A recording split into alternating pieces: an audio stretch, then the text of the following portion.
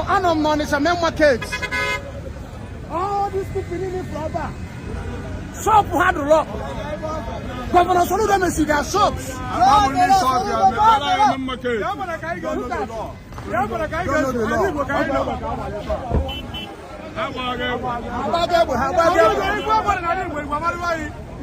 They are doing protests. They are doing protests. They are doing protests.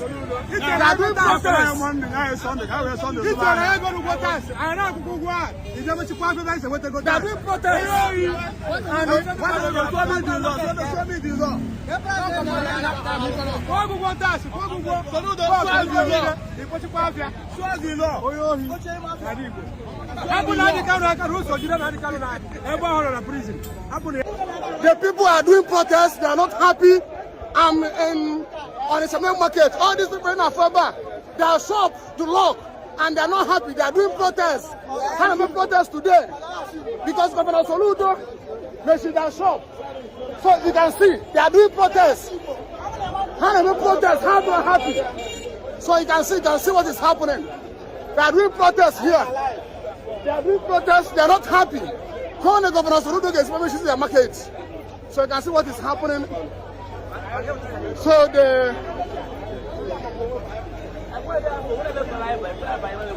So this is what is happening, and the only thing I can tell Governor Soludo, or to understand protest now, let him come and open these shops, because this protest may lead to another thing. Open the shop, let them do the market. Open the shop. Open.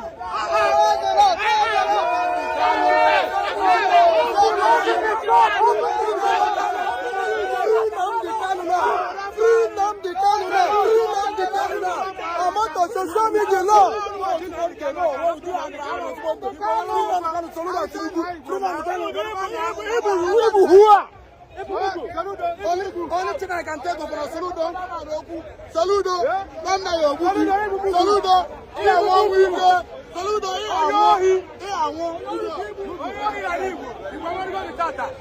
Governor Soludo, the only thing I can tell you.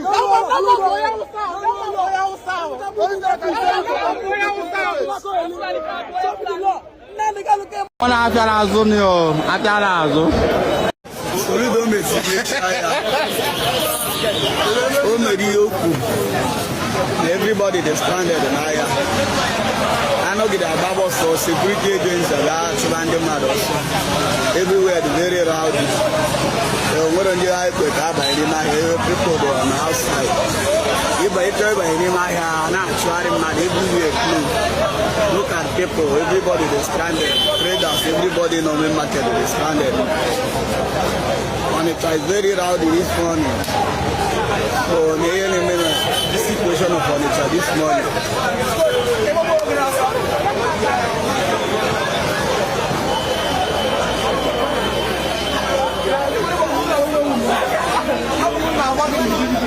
Soludo Biko. Show another news that get resolve all this issue instead of Biko. Let us to consider the safety of the people first. Because for that, I only open my have business. And I want to get this to life for the sake of. So let's see.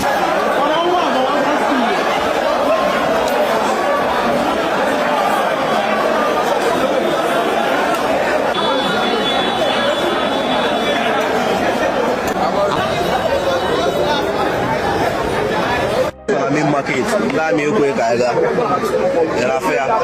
That have a way I can bring the block of that block. The shandy man, not the other, and a fair. Then I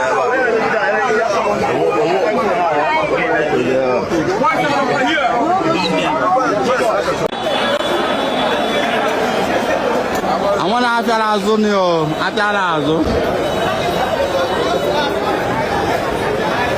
Main market, that me quick, I got a fair. That have a way I can bring the block of that block. The shandy man, not the other, and a fair.